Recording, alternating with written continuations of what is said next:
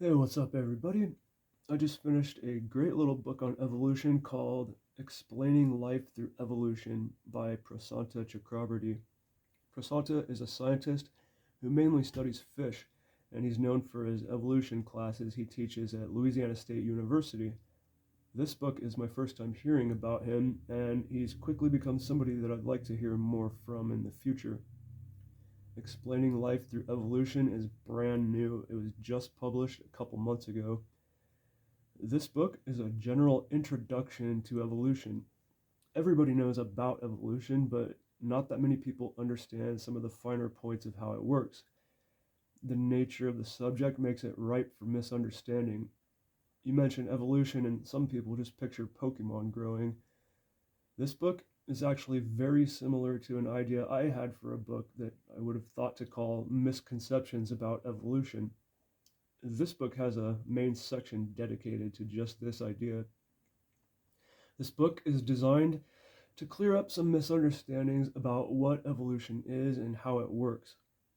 A big problem with evolution is that it can easily be misunderstood, and we see bad information being repeated, and that's one of the things the author is trying to correct with this book. I myself have had this experience. I took a class on genetics, and the teacher in a lecture said something along the lines of deleterious mutations are so much more likely to occur than beneficial mutations. Therefore, it's hard to believe that we evolved from monkeys. Now, if you study evolution, you already know how I felt when I heard that.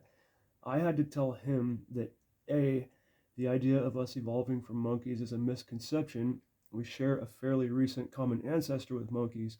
And B, of course, deleterious mutations are more likely, and that's one of the drivers of natural selection. You have to factor in natural selection to make sense of evolution. It's the rarer but beneficial mutations that will be selected for more replication in the gene populations. That's how evolution works. The idea that a PhD in biology and professor of genetics would make these two errors in a single statement was shocking, and all I could think was wondering how many students he told this to. Anyways, we're getting off track here. This book is pretty standard entry level stuff you'd expect for a book about evolution. You get descriptions of some concepts in evolution like natural selection, Mendelian genetics, mutations, speciation, fossils, bad design, artificial selection, and the tree of life, as well as mentioning misconceptions like Lamarckianism and the blending theory of genetics. This book also discusses efforts to suppress science education in schools from religious groups. And this being such a new book, we also get information on brand new technologies in genetic engineering, as well as discussions of new possibilities that these technologies bring, like genetically engineering new animal species to suit certain needs or engineering plants that can degrade plastics. This part of the book was pretty interesting. Near the end of the book, there's some discussion on race and gender and sexuality with a little bit of moral soapboxing, which basically equated to don't be an asshole, of course, along with some scientific information to support this statement. And this section also harbored a pretty funny typo, which stated that roughly 23 billion Indians are intersex. So this book is structured into four main parts, each of which contains several chapters. Part one is a personal prologue where the author discusses what this kind of work means to him. Part two is where most of the concepts in evolution are discussed.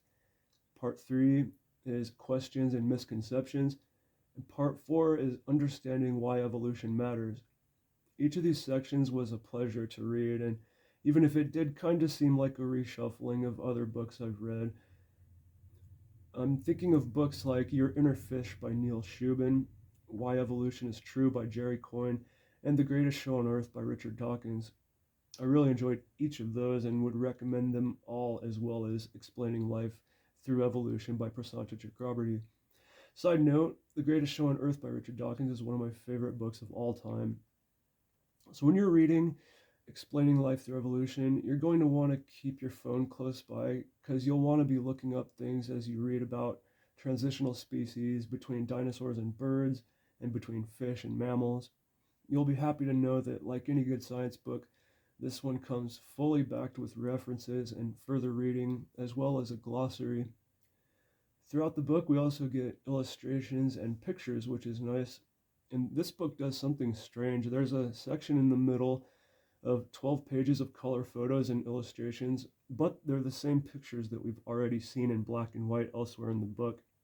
I guess they thought we'd like to see the pictures again in color.